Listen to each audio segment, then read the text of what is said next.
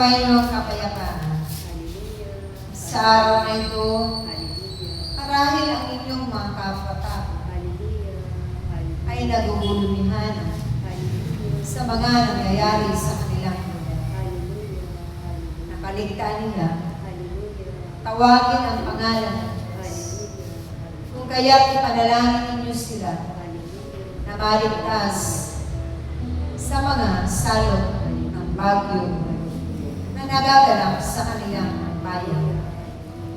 Napakapalad ninyo aking mga anak, dahil kayo'y araw-araw nananalangin, walang sawang nananalangin ang daigdig, humihingi ng awat habag sa Diyos, kahit man kayo ay laging nasa gawa. Subalit nagpapakapuno kayo lagi ng mga mabubuting bagay, na ito nawa ay makatutulong din sa inyong mga kapwa-tao sa sanlibutan. Saan man dako ay naroon ng Diyos. Kung kaya naway maalala nila na buong puso nilang tawagin at magmakaawa sila sa Diyos na lumikha at nagbigay ng maraming bagay sa kanilang lahat. Na sa pagkakataong ito, hindi sila mabibigay. Laging nagbibigay ang Diyos ng pagkakataon sa bawat nilikha upang maisaayos ang kanilang mga buhay. Doon sa mga makasalanan tulad ninyo na nagbaliklog sa Diyos. Kaya naway hindi sila mawala ng pag-asa. Tibayan nila ang kanilang pananalig at pagtitiwala at pananampalataya sa Diyos. Na hindi sila magpataas. Makakayanan nila ang lahat. Anuman ang kanyang pahintulutan na maganap sa sanlibutan. Naway mapukaw na ang kanilang damdamin sa mga pamamagitan ng mga salot na dahil ito'y mga babala sa bawat isa sa inyo na narito sa sanlibutan. Habang may pagkakataon at panahon pa, habang laging nagbibigay pa ang Diyos ng mga oras, araw, at panahon upang makapag-puri din sila ng walang hanggan, upang makapagsamba sila ng sama-sama na may pagkakaisa at tawagin nila ang banal na pangalan ng Diyos. At higit sa lahat, makilala ng lahat Diyos.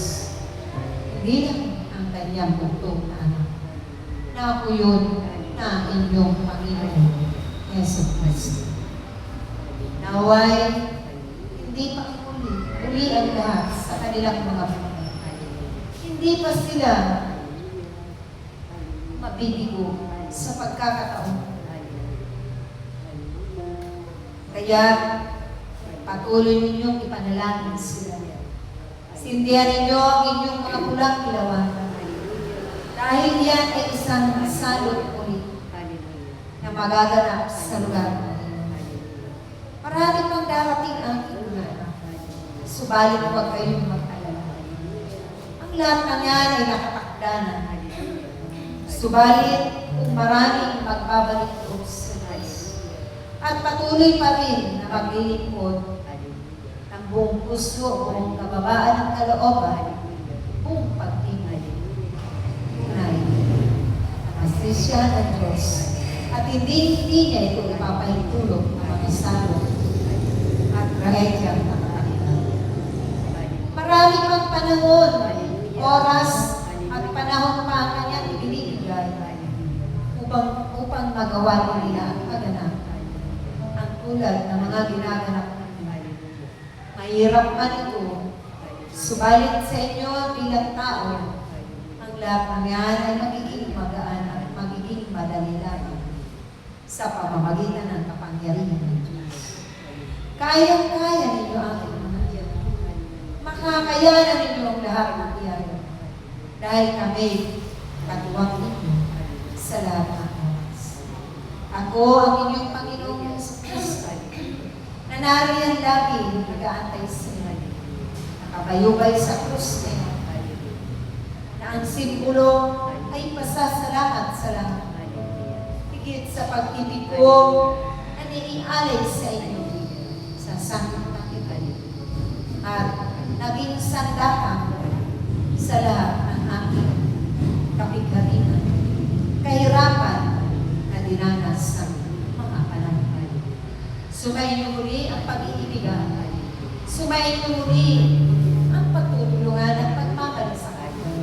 Sumayin mo muli ang biyaya at grasya ng Diyos na ibubuhos niya magpakailanman sa lugar na ito, sa inyong komunidad. Dahil yan ay magaganap ang iyan. Iwagayway ang pangalan ng Diyos dahil siya'y napakabit ng Ama namin lahat. Ama ng santuhan, Ama ng lahat, Ama ng mga tagapaglingkod na sumusunod ng buong pag-ibig. Sa ngala ng Ama, ng Anak, at ng Espiritu Santo. Praise Yahweh.